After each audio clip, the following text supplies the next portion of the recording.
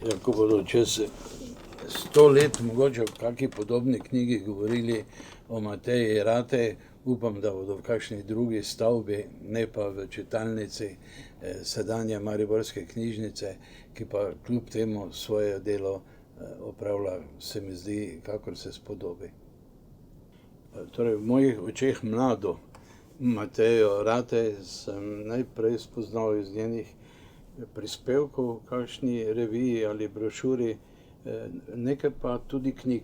Potem sem pa imel privilegij, da sva se osebno spoznala in me v bistvu ves čas navdihuje in navdušuje. In kljub tem letom se veliko od nje učim.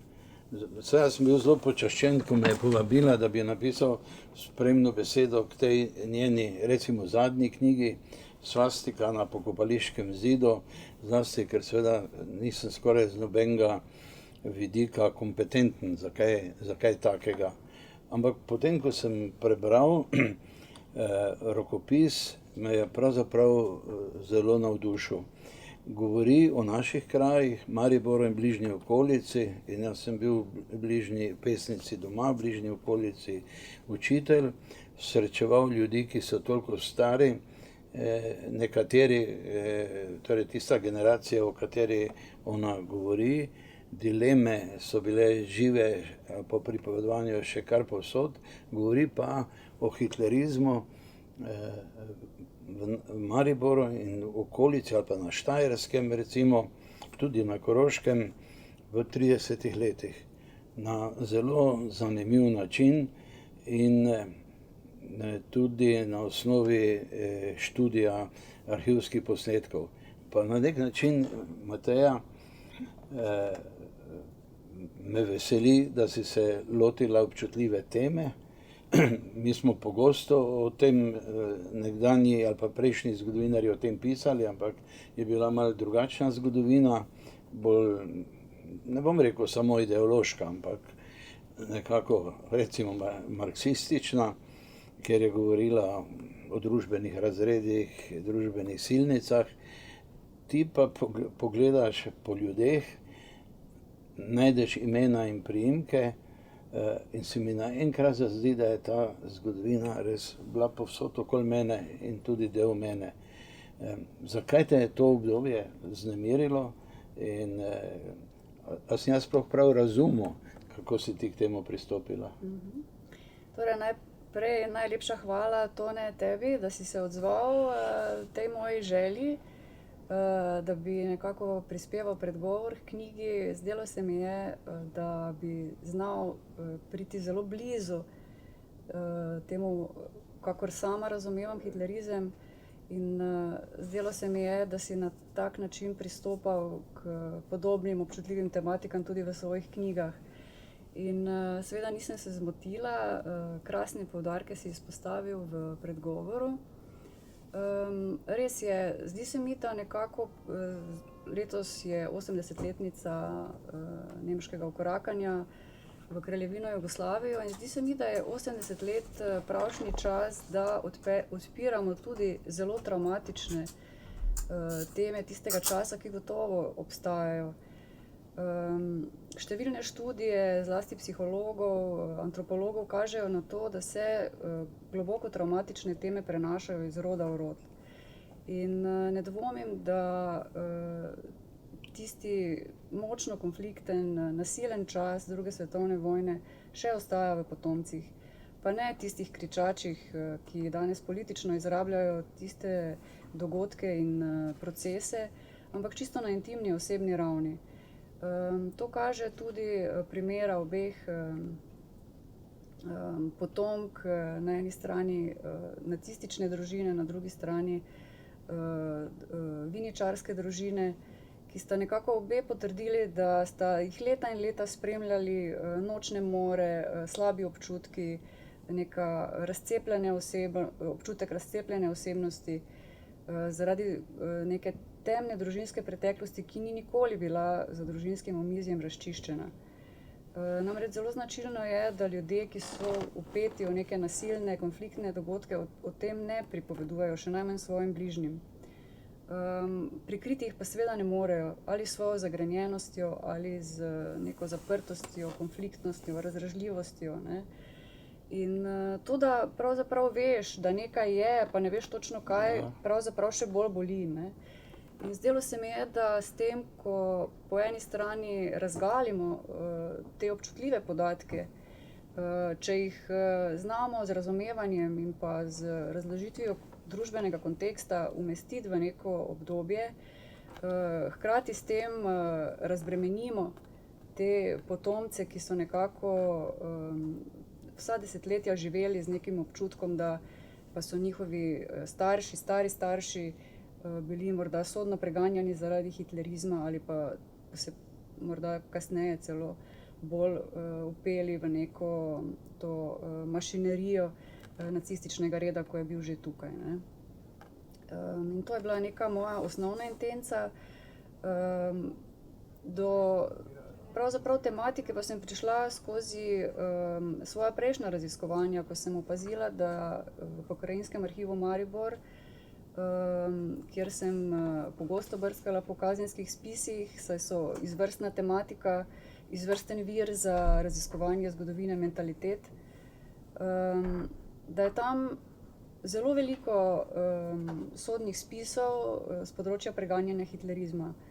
In ko sem vse skupaj nekako zbrala spise z področja hitlerizma, jih je bilo več kot 150. In zdaj mislimo si lahko, če je že pred sodišče prišlo toliko primerov in se jih je toliko ohranilo, koliko jih je bilo šele v resnici, ne? In slutila sem, da govorimo o nekem množičnem pojavu. To je bilo jasno tudi iz nekih številnih fragmentov v različnih, zlasti literarnih delih, spominskih delih, ki so govorili o tem, ne. Ampak nekako zmeraj v neki romantizirani obliki, kot da bi hoteli nekako umetno vzpostaviti štajerske hitlerijance, zato da bi lahko na drugi strani vzpostavili, nekako poveličevali ta upor narodnoosvobodilnega gibanja, ki je nekako potem mukoma pritegnil k sebi te zaslepljene množice in jih povedel v osvobodilni boj, ne. Ampak kazenski spisi pričajo o tem, da ni šlo za neko pravljično vzpostavitev štajerskega hitlerijanca, ampak da je ta hitlerijanec štajerski v resnici obstajal, ne.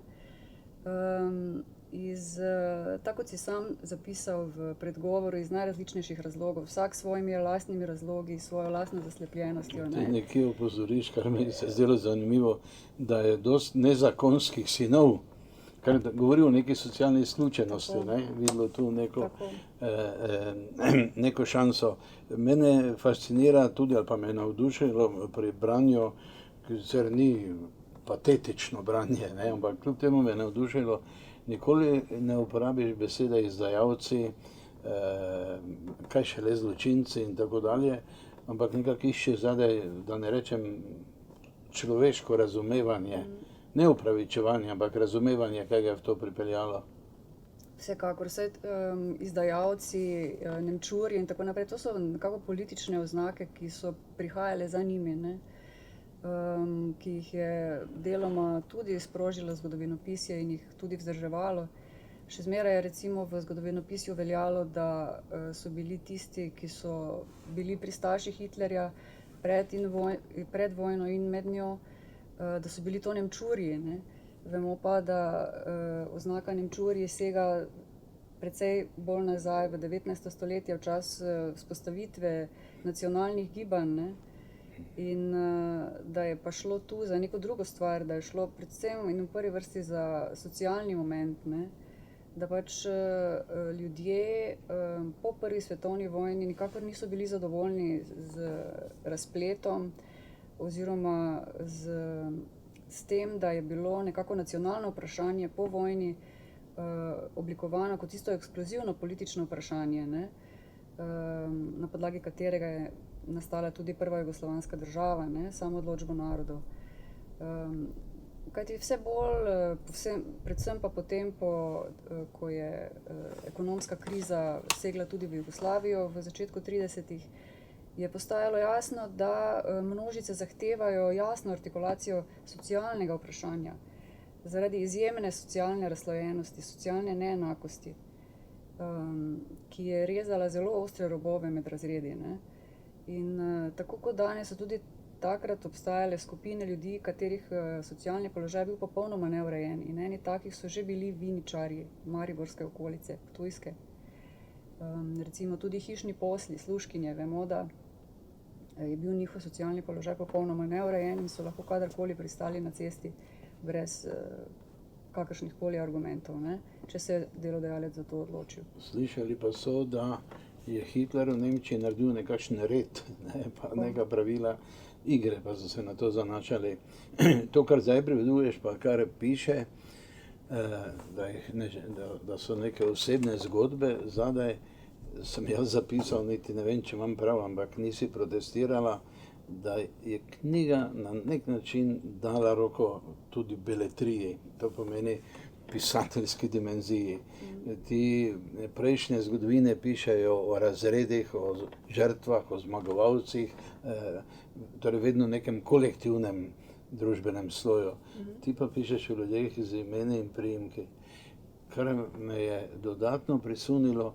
Obenem pa sem prej omenil, da sem tu okoli bil učitelj, tudi v krajih, ki jih ti prav omenjaš, pa celo kakšne priimke, pa so še zdaj, se kakšen otrok v šoli, pa ne vem, če je njihov, ampak imel tak priimek, se mi je nenadoma zazdelo, da je to zgodba in usoda vseh nas, celega tega področja. To nisem, ne, in upam, da se ne jeziš, če napišem, da je roka nekega strogega zgodovinarja dala tudi roko pisatelju, ker pol tega, kot si rekla, obravnavajo tudi ravno pisatelji, nekateri. Ne. Čeprav nismo tu zelo močni, ne, ker so tudi pisatelji po vojni pisali ideološko. Me zanima, jaz sem knjigo zastopal tako, da prvi del knjige je precej natančen popis odnosov ravno na vzorčnem viničarju, tudi tam, ker sem jaz bil učitelj na Sladkem Vrhu, so bili viničarji, ki so tudi vsakega aprila šli na Cmureški hrib pozdravljati Hitlerja, ko je imel v Avstriji rojstni dan ali kaj. Ne? Torej problem viničarja in nemškega gospoda.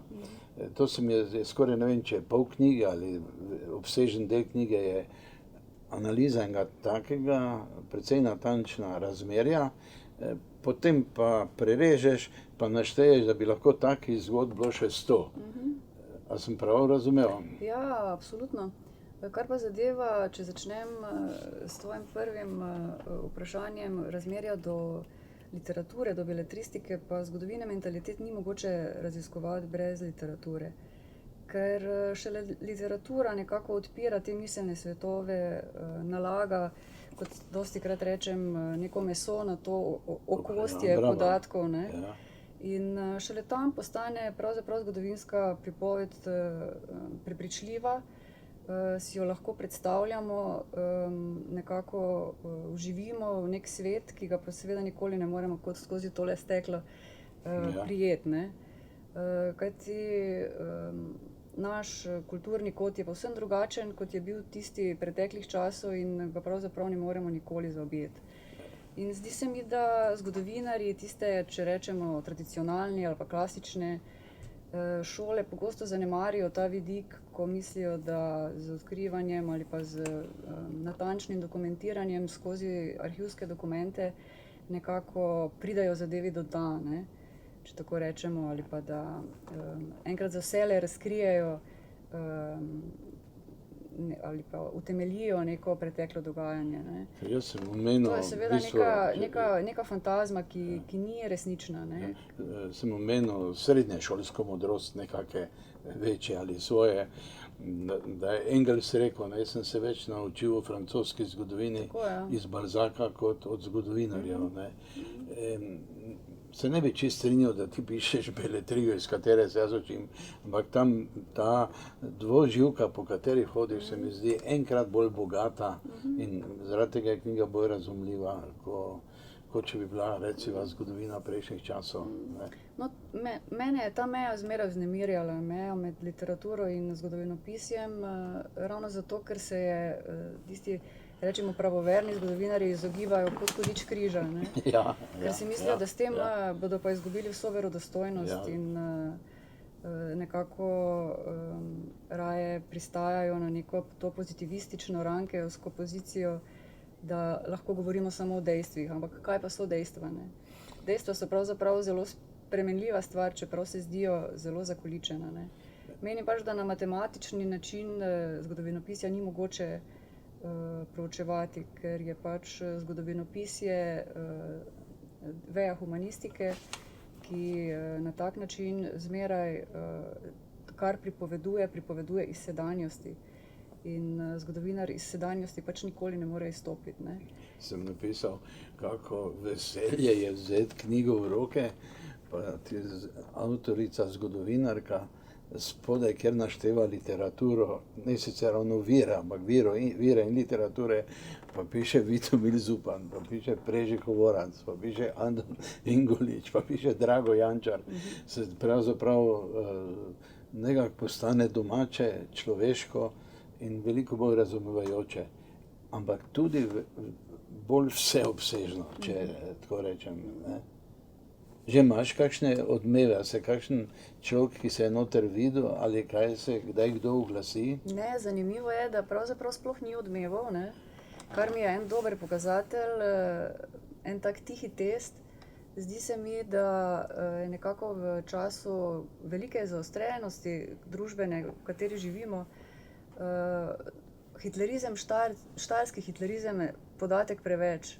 Potrjuje tvoje izhodišče, ki si ga prepovedala. Ja. In ni niti medijskih odzivov praktično, ne? In zdi se mi skratka, da obstaja verjetnost, da tudi po 80 letih še nismo pripravljeni sprejeti dejstva, da smo Slovenci ob vseh strahotah, ki smo jih utrpeli od nacističnega reda, vendarle tudi v nezanemarljivi meri prisegali na ta isti red. Ja, me kar ima, da bi te vprašal, kaj pa je danes s to stvarjo, ampak bi prej povprašal še to, ne?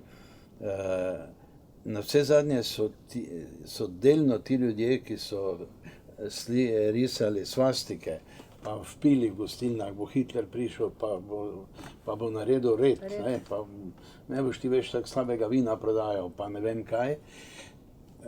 Saj ta država ni nič vredna, saj nimamo mi nobene besede, samo Srbi vladajo.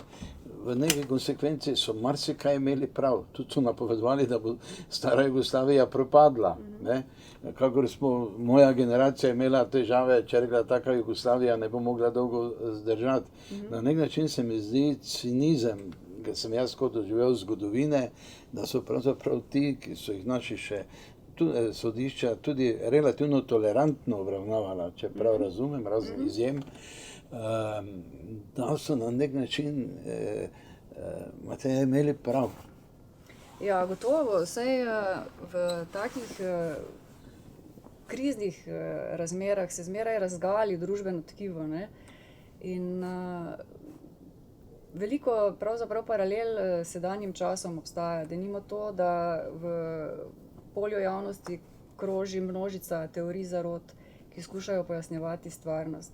Zato, ker ni več nekega temeljnega zaupanja v neke ustaljene avtoritete.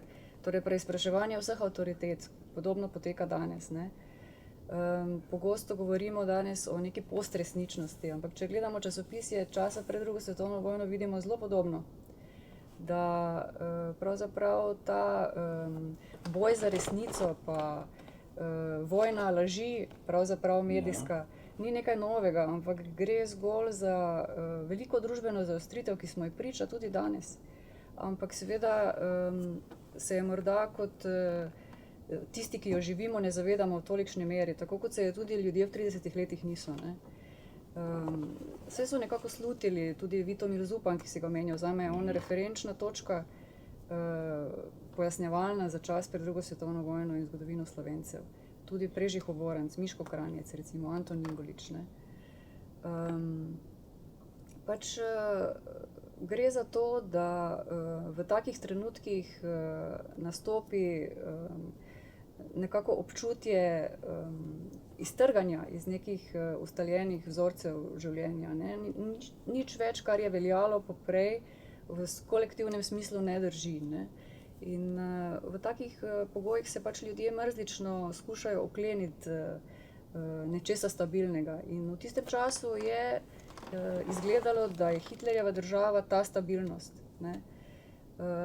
Dejansko so prihajali mnogi sezonski delavci iz Nemčije, pa potem iz Avstrije po Anschlussu in so pripovedovali, kako dobro so bili plačani, kako urejena so bila delovna razmerja in tako naprej. Ne. In lahko si mislimo, da nekdo, ki je bil tu že več let brezposeln, je polagal vse upe v to, da bo Hitler čim prej prišel še sem in bo še tu uredil ta razmerja. Ne. Večkrat se v kazenskih spisih, čeprav so se mnogi sklicevali, da so bili vinjeni in so s tem pač zaključili zadevo, so se pa nekateri vendarle iskreno izpovedali. Ne. Poglejte, želim si, da pride Hitler, zato ker v tej državi ne morem plačevati davkov in tudi če bo tu Abesinija, mi je čisto vseeno, samo da bom lahko živel in preživel preužitkarja, se pravi starše svoje, žene, pa ženo, pa otroka, pa še pravi sestro imam, ki je duševno prizadeta. Ne? In tako nam postanejo ti razlogi ljudi, ki so se vnemali za Hitlerja, naenkrat precej bolj razumljivi, ne? In smo manj nagnjeni k obsojanju. Ne? Nimamo tudi nobene pravice do obsojanja teh ljudi, ne? Zato ker njihov čas pač ni naš čas. Ne? Oni so svoj čas doživeli s vsemi svojimi dobrimi in slabimi platmi. Ne? Tako da kot tisti, ki nekako opazujemo preteklost, smo raziskovalci preteklosti, največ, kar smemo, je to, da poskušamo čim bolj zaobjeti kontekst, ga pojasniti, opazovati, nikakor pa seveda ne soditi. Ne? In obračunavati z današnjim časom. Takšno knjigo je veliko olajšanje brati, ker sicer je še kak zgodovinar tak, povem, nisi edina. Ja, sigurno. Ampak v mojih očeh, zdaj skoraj vse je res prebral, te vidim na prvem mestu, da si se davno odpovedala vlogi zgodovinarja sodnika preteklih časov, pa dejanj, pa stvari. Mi pisatelji tudi nismo zato tu, smo zato, da razumemo človeka, vi pa da razumete pojave. To je veliko olajšanje, da se ne postaviš. Zdaj pa sva pri tem, da pa je kljub temu kar precejšen del, bi prej rekel, kvazi zgodovinarjev, ki pa izrablja in arhive in vse v bistvu za neko politično nadaljevanje in dokazovanje. Se niti ne zaveda, da s tem pravzaprav povzroča tudi nadaljevanje nekaterih sovraštev ali pa delitev. Zakaj te zanimajo tako arhivi? Jaz vem, da si zgodovinarka, da nisi preučevalka arhivov, ne? So pa ti vendarle iztočnica, ne samo za to knjigo, recimo tiste knjige o ruskih emigrantih, o katerih tudi zelo malo vemo, skoraj ne morem verjeti, kako malo vemo o njih. Torej, me zanima, koliko časa ti pa to vzame, pa koliko interesa, pa kako sploh delaš z arhivi. To ni, že Kersnik, pisatelj, je napisal, ne, da imeti v rokah zemljiške knjige, pa stare dokumente, niti pravniška služba ni niti malo dolgočasna. Tu notri so povesti in romani. In tako imamo občutek, da tebi veliko več povejo, kot komu drugemu. Ja, gotovo. Mislim, ko sem odkrila kazenske spise, me je nekako kar prisesalo nase. Kajti vse dotlej sem nekako iskala ta pristni stik s preteklostjo, ne? Ki ga nekako nisem mogla, ne samo v osnovni, pa v srednji šoli, pa na fakulteti, kjer je seveda zgodovina en kup podatkovja, ampak tudi kasneje ne? nekako nekih uradnih dokumentih, ki večinoma ostanejo kot arhivsko gradivo, seveda ne moremo nekega duha, neke dobe zaslutiti, ne. Posredno ga lahko, ampak en mali fragment, ne. Medtem ko kazenski spis z vsemi akterji nekega kazenskega postopka, z vsemi vključenimi pričami, še zlasti, če gre za nek večji zločin, je lahko tudi do 60 prič se zvrsti, ne, ki potem vsak na svoj način opovedujejo svojo sedanjost, ne, in nam s tem približajo nek svoj miselni svet, neko mentaliteto časa, ne, in to se mi zdi največ, kar lahko kot zgodovinar pravzaprav se najbolj približaš nekemu času, ne. In tu recimo pri raziskavi o hitlerizmu sprašuješ, kako poteka pravzaprav raziskovanje. Meni je Pokrajinski arhiv v Mariboru izredno ljub arhiv, to je pravzaprav bilo tudi moje prvo delovno mesto. Celo leto sem bila zaposlena tam, preden sem šla potem v raziskovalne vode in se počutim tam zelo domače. To je prva stvar, ki mi pomaga, da mi je tam pač prijetno enostavno, ne. Eden od delovnih prostorov. Tako, ja. Pač danes s pomočjo digitalnih fotoaparatov in možnostjo fotografiranja vseh teh dokumentov pač poteka mogoče mesec, dva intenzivno delo v arhivu, ne. In ko se vse to posname, še nekaj mesecev potem seveda s proučevanjem doma.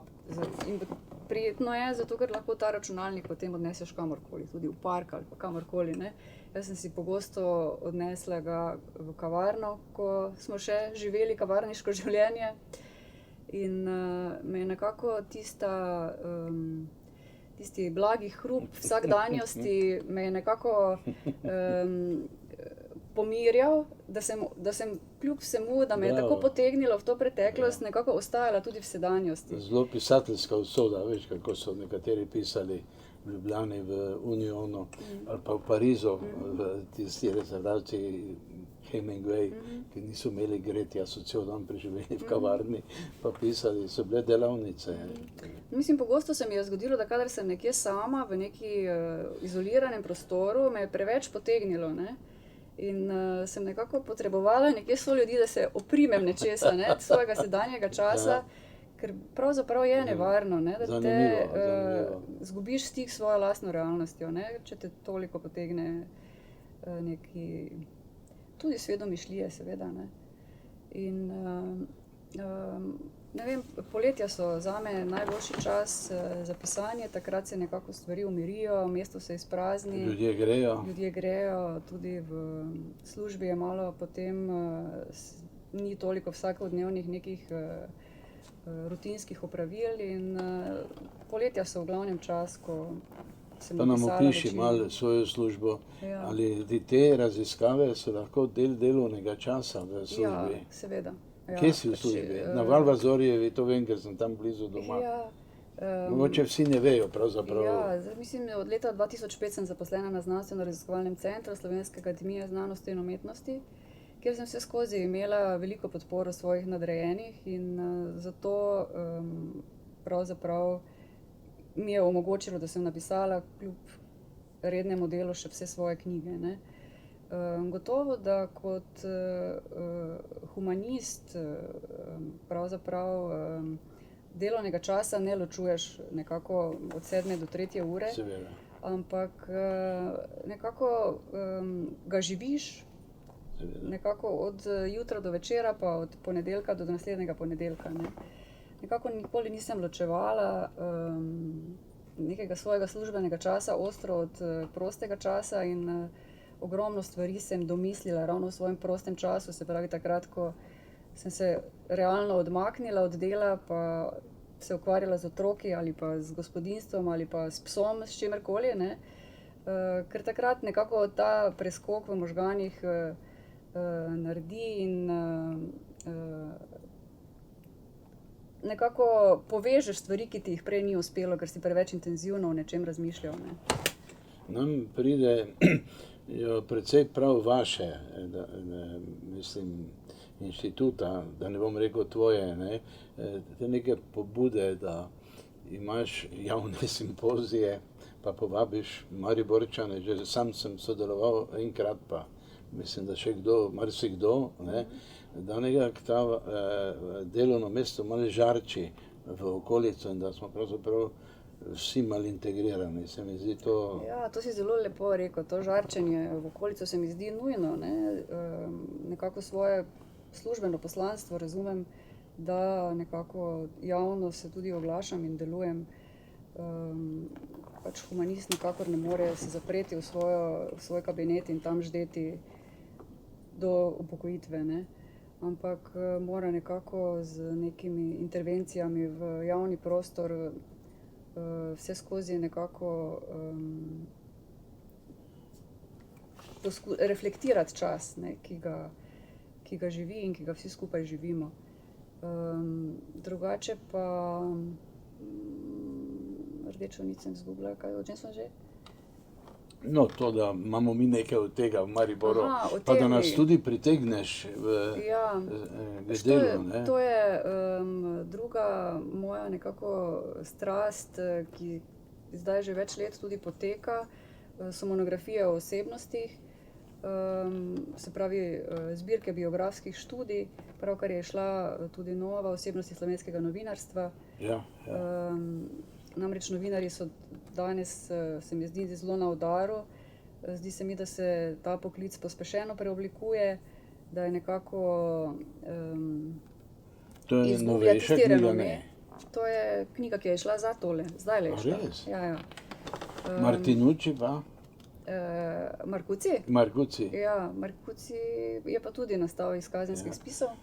Ja, to se mi zdi, da ga moramo omeniti, ker tam pa res skoraj izgubiš ločnico med zgodovinopisjem, da ne bom rekel kriminalističnim romanom in družbenim romanom. Tam je pravzaprav najbolj osupljivo prikazovanje, kakor tudi tu, da ne bom rekel psihe, bi bilo premočna beseda, ampak kar neke posebnosti podeželskih ljudi v nekem okolju, ki jih nekaj psihoze, do katerih pride tudi do kakšne želje po kolektivnem linču, se mi zdi zelo osupljiva, čeprav je zelo osebna, komaj da bi lahko rekel, da je zelo strokovna zgodovinska knjiga, razen mogoče o tihotapstvu, ne.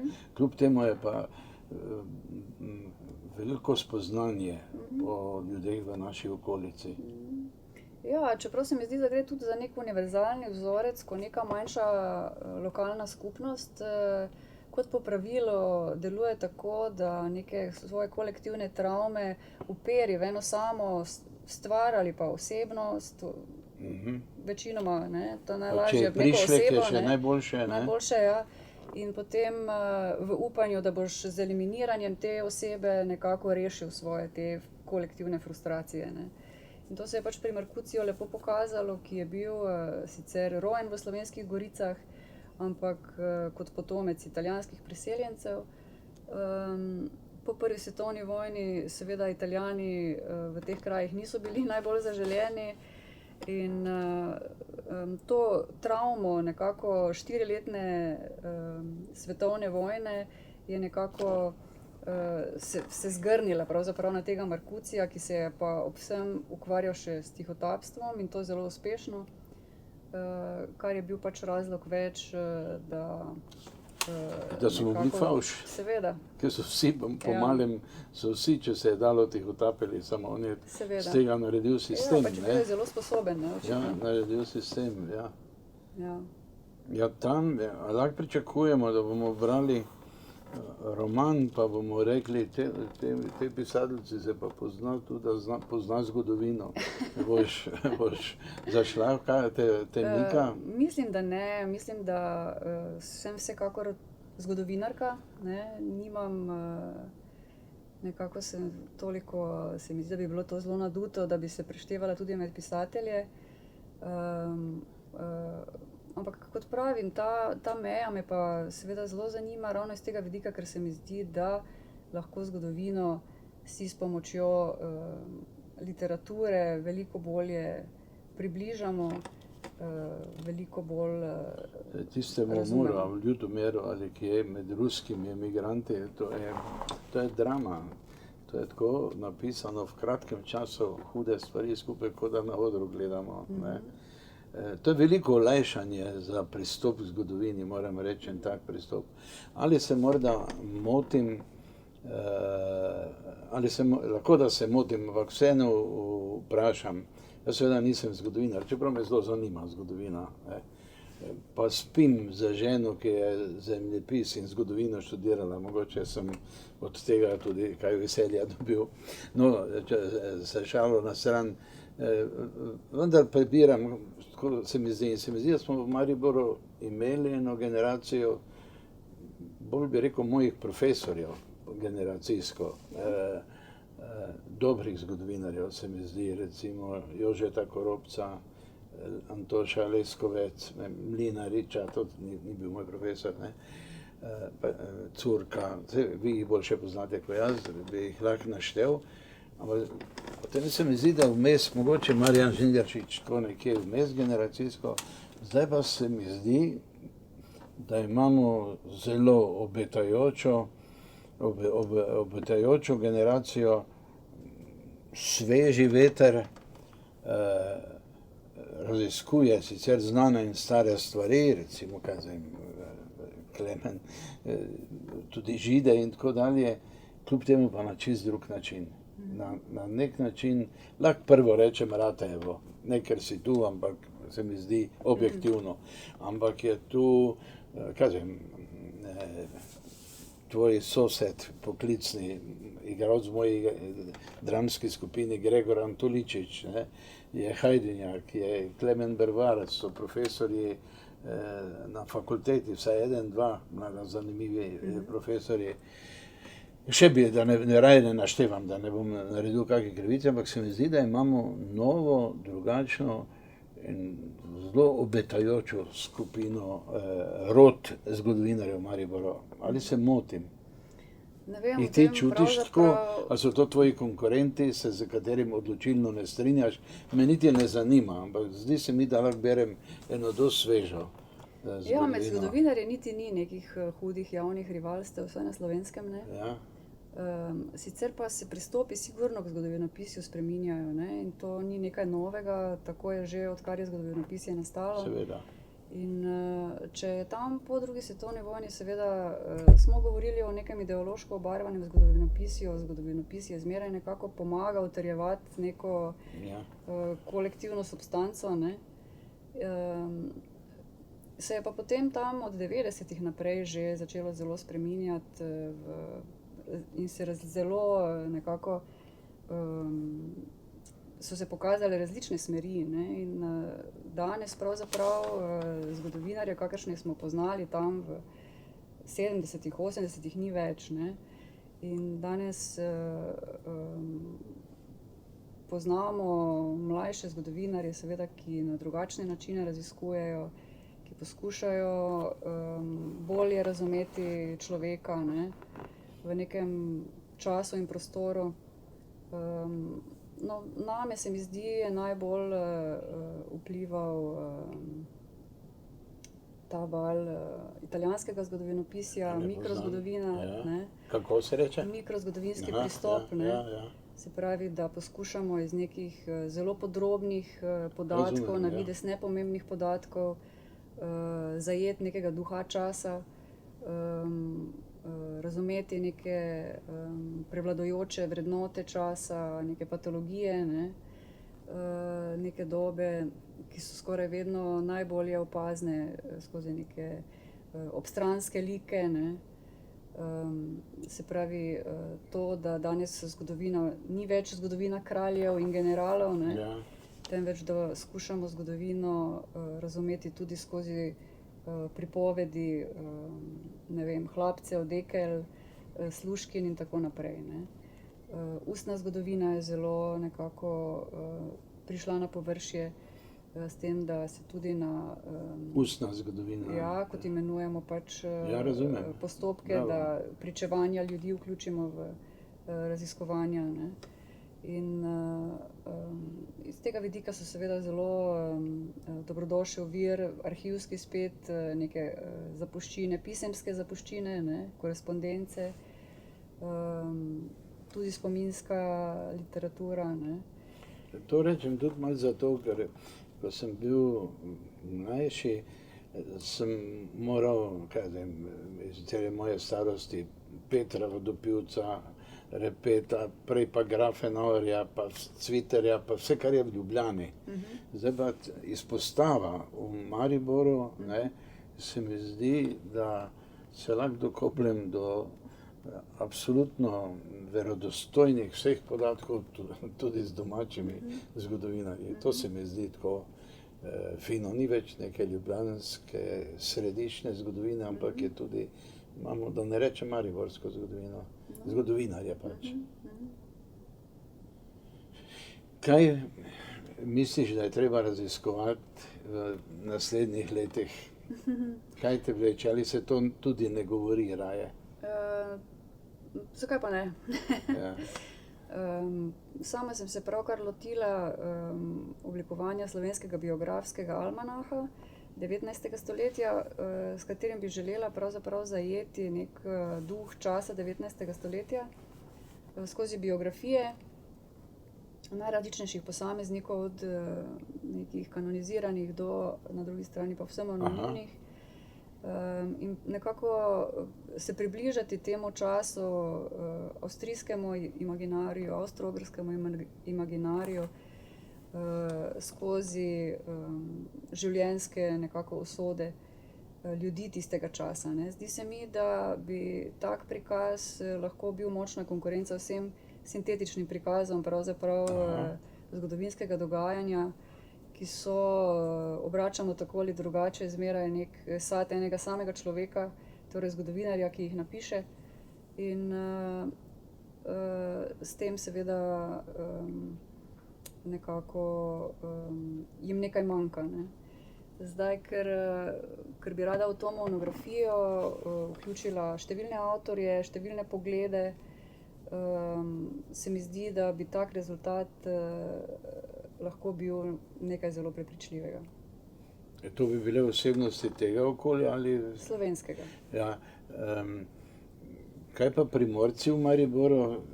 Se vidi, marsikdo piše v njih, ne, na kulturni strani, recimo Bruno Hartmann, precej pa Dragan Potočnik, ampak kljub temu se mi zdi, da bi si zaslužili monografijo, da ne rečem Primorci v Mariboru, se mi zdi, da bi nam lahko prišla prav celo ena monografija, ali pa mogoče precenjujem njihov vpliv. Ja, z vidika hitlerizma, če se vrneva nazaj k tej monografiji, so bili Primorci pravzaprav tisti neželjeni nekako prebivalci Maribora, ki so bili tu priročna žrtev, ker pač ni bilo Judov. Ne? Ja, saj to piše, ja, zanimivo. In ti Čiči, zaničevalno imenovani primorski someščani, so bili poleg Srbov najbolj osovražena skupina v 30 letih 20. stoletja, ker so pač tukajšnji stari Mariborčani, če rečemo, delavci, mariborski obrtniki in tako naprej, videli v teh Primorcih neko konkurenco. Zdelo se jim je, da dobivajo boljše službe, res je, da je država v nekaterih primerih poskrbela za te ljudi, ki so se priselili. Še zlasti veliko je bilo policajev baje mariborskih, ne? In ta pojoč primorski naglas in policajska figura sta bili nekako ta dvojec, ne. Tudi pedagoški delavci so bili pogosti. In kot to se mi zdi je najlepše napisal Sergej Grischer, ki ga tudi redno jemljem v roke, njegove spomine za ta čas pred drugo svetovno vojno, ne. On je pisal o tem, kako so mnogi Primorci pravzaprav niso želeli razumeti tega sobivanja nemštva in slovenstva v Mariboru, ne. In so terjali neko jasno nacionalno opredelitev, ne. Kar je pa tem Mariborčanom, ki so že več generacij tu živeli, bilo zelo odveč, ne. Pa zakaj bi jaz moral zdaj? Jaz lahko rečem malo slovensko, malo nemško govorim, ne. To prehajanje je bilo nekaj zelo... Kuhinjska, ta mariborščina, ne. In verjamem, da so v takih primerih Primorci lahko izveneli pikolovsko ali pa ne, preveč nekako načelno. Ne. In če vemo, da so imeli za sabo izkušnjo fašizma, jih lahko razumemo. Ne. Nekako so vedeli, kaj se iz takih položajev socialne podrejenosti, kar je gotovo slovenstvo v razmerju do nemštva bilo med obema vojnama, ne, kaj potem iz tega pride, ne, da je to tudi politična podrejenost. Ne. Če se vrneva knjigi, pa mogoče počasi skleneva, čeprav ti kar čim več govori. Se mi zdi, da je na nek način veliko zadoščenje, da si očistila ravno vsega tega, kar si rekla, neke posebej težke nacionalne opredelitve ali pa izdajstva slovenstva ljudi, ki so ali vse so ti prekrški niso bili zločini z večine, ampak je bila svastika, je bila izobešena razstava, je bilo petje v nemščini, so bile grožnje v gostilni, se bodo naši prišli pa bodo nastradali. Tako da si po eni strani se mi zdi zgodovinsko olajšala pa ideološko osvobodila, po drugi strani pa si približala neke človečnosti. Ne? Kaj pa vemo, če bi mi takrat živeli, zato ne moramo biti sodniki, ne? Kaj pa vemo, kaj vse na to vpliva. Ne?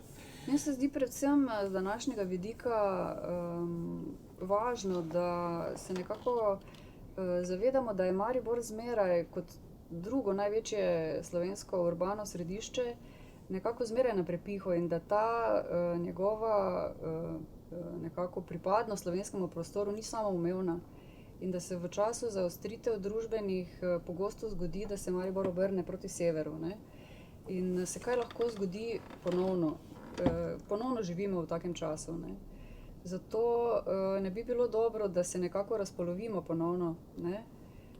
Na nek kranjski del, pa na nek štajerski, recimo, mi ponovno dajemo za vzgled red, pa plače, pa plačilno disciplino v Avstriji. Spet je vse bolje na severu urejeno. Ja. In ta historična, mislim, ta ločitev je historično utemeljena, ne? Še iz časa deželnih ureditev, ne? In iz časa Avstro-Ogrske, ko se je nekako iz državne perspektive skušalo razdeljevati ta področja. Ne? In zelo dobro recimo sodobniki opisujejo, kako v času okupacije, ne, ko je Maribor bil okupiran strani Nemcev, Ljubljana pa strani Italijanov, kako tu ni bilo nobenega pretoka, kako je pravzaprav Ljubljana bila za Maribor in obratno nekaj strašno oddaljenega. Ne? In nekako prišlo je do zelo velikega tega, neke dezintegracije, ne, nacionalne in pač ni izključeno, da se to ne ponovi. Zato se mi zdi, da se vsakokratna slovenska oblast, tudi sodobna, tega zelo malo ali pa nič ne zaveda. Ne. Zdaj pa še mogoče skleni, kak pa mamica dveh relativno majhnih otrok, pa soproga, pa psička je treba peljati na sprehod. To so vprašanja, ki se pa služba, kako se to porazdeli in ali je zelo težko? Mislim, to so vprašanja, ki se največkrat ali pa praviloma postavljajo ženskam. Ne? Drži. Če bi tu sedel zgodovinar, najbrž ne bi vprašal, kako pa z njegovimi otroki, pa z gospodinjstvom in tako naprej. Ja, kar pač kaže na to, da še zmeraj živimo v neki zelo patriarhalni družbi, ne? Kjer je nekako razumljeno, da ženska bo ob tem, ko bo svoje poklicno življenje živela, pa vendarle nekje v zaodrju opravljala še gospodinjska dela, pa materinska dela, pa tako naprej. Ne? Tebi ni treba nobenega gospodinjskega dela narediti? Ne, kje pa. Meni to vse mož opravi. No, super. Ne, nisem tako mislil. Mislil sem, da je treba vseeno veliko več časa vsemu posvetiti, pa da je malo prostega časa. Ne? Ja, meni se je po drugi strani zmeraj zdelo tudi nekako krivično, če taka vprašanja, ker vseeno si pa svoj čas lahko drugače organiziran, kot pa na primer trgovka v Šparu, ki dela tudi ob sobotah, ob nedeljah, zdaj več ni treba, ampak do nedavnega je morala. In rekla bi, da obstaja še veliko kategorij drugih ženskih poklicev, ki si bistveno težje organizirajo življenje, tako da se nekako tu ne bi preveč obtoževali. Tudi v času te pandemije so nekatere zelo dodatno izpostavljene. Bolj kot ženske absolutno so skupina, ki je z naskokom, ampak kot je nedavno zelo dobro poudaril filozof Mladen Dolar v TV intervjuju, v briljantnem intervjuju, ki pravi, da so pravzaprav to antagonizmi, ki so vsi obstajali že prej, ampak so zdaj s to krizo samo se izostrili. In eno od teh je sigurno ta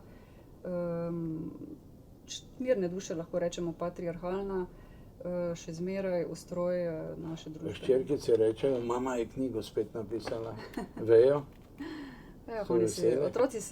Otroci današnje generacije so digitalni otroci in prepad med generacijami je danes veliko hujši, se mi zdi, kot pa je bil tisti med mojimi starši, pa med mano ali pa še tistimi nazaj. Morda je podoben s tistimi, ki so starši, ki so preživeli vojno in potem njihovimi otroki, ki pa vojne niso doživeli. In to nerazumevanje generacijsko, se mi zdi, bo svoje družbene posledice še pokazalo v naslednjih desetletjih, ko teh ljudi več ne bomo popolnoma nič razumeli, bomo pa odvisni od njih. In tu se mi zdi, da pravzaprav v prihodnjih 2 ali pa 3 desetletjih ne vidim neke zelo svetle perspektive. No, to je velika razlika med zgodovinarji, ki so mene učili v srednji šoli, pravzaprav vse kasneje nisem se zgodovino ukvarjal, ki so govorili, da gre vedno na boljše. Pa zdaj smo na prehodnem situaciji, v socializmu pa bo nastopilo nekaj. Ti ne učiš take zgodovine, da bo veliko svetleje in lažje, ampak da se stvari tudi ponavljajo ali pa preoblikujejo. Tole pokaže recimo napadec nekega imaginarija, nekega predstavnega sveta. Tako se nam je po drugi svetovni vojni zdelo, da vojne več nikoli ne bo in da bo vse šlo samo še gor. In nekako že proti koncu 20. stoletja je vse bolj postajalo jasno, da to pa morda ne bo res. Da bodo tudi še padci. In danes je tako občutenje spet. Bi lahko govorili kar o kolektivnem že občutenju, da pač svet ne napreduje kar naprej, ampak da se pravzaprav, tako kot je Vitomir Zupan blazno dobro opisal tisti čas pred drugo svetovno vojno, kako je vsak čutil, da se pravzaprav s korakom stopnjuje, zjutraj se zbudiš, naslednje jutro se zbudiš, vsak dan je bližje ta neka katastrofa. Tako se mi zdi, da tudi zdaj, ko se bo nekako pomirila ta zdravstvena kriza in bo vse silo udarila socialna kriza, da ne bo lahko. Da to pravzaprav vsi slutimo. Nič, ampak kot humanista to ne mora pa biti optimista. In verjeti v človeštvo in v to ponovno nekako. Jaz mislim, da lahko kar s tem sklenemo. Priporočam ljudem, naj vzamejo tako knjigo v roke, nekaj bodo razumeli za nazaj, še več pa za zdaj, pa tudi zase. In sem zelo vesel, da sem lahko se ti nekaj prešlajhal zraven. Knjiga se mi pa zdi res odlična. In tudi se mi zdi prav, da jo je izdala Beletrina, ki malo diši po beletriji. Najlepša hvala.